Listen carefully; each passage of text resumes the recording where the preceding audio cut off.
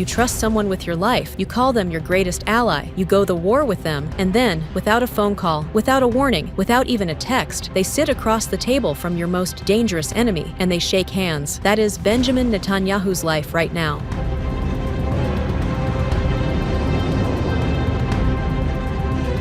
Trump and Israel launched a war against Iran in February. The promise was simple: we finish Iran, we destroy Iran's nuclear program, we crush Hezbollah, we end threat forever. Few months later, here is what is still standing. Iran's regime, alive, Hezbollah, armed, Hamas, supplied, the Houthis launching rockets at Israeli cities, still launching. Those were Trump's own declared war aims when this whole conflict started, gone, quietly, without explanation, and Trump called it peace.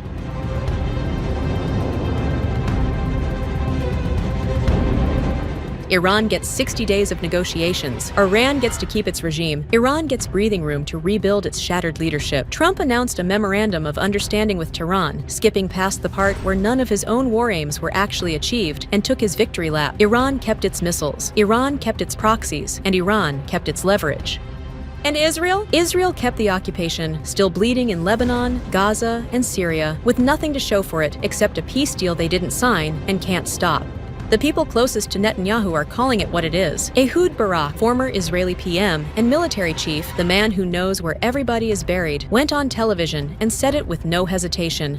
Netanyahu failed. Not the enemy, not Trump. His own side looked into the camera and said, "You failed." And the timing couldn't be more savage, because Netanyahu has an election coming in October. Right now, he is being devoured from every direction simultaneously. The right furious that Iran survived, the left furious that the war solved nothing, and Trump's own mega base is blaming Netanyahu personally for dragging America into another Middle East war with nothing to show for it. The man who built his entire identity, his entire reason for existing in politics, on the promise that he would stop Iran, couldn't stop Iran. Danny Citrinowicz, the former head of Iranian analysis for Israeli military intelligence, called this a political and security catastrophe. Here's the catastrophe.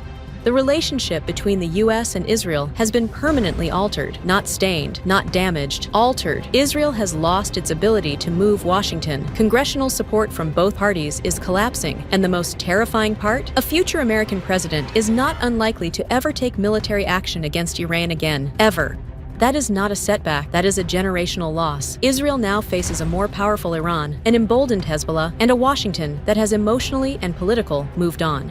Trump got his deal, Iran got its survival, and Netanyahu got played. The man who called Trump the greatest friend Israel ever had in the White House got a Middle East redrawn around him. Without him, the pen that changed everything, Netanyahu never got to touch it.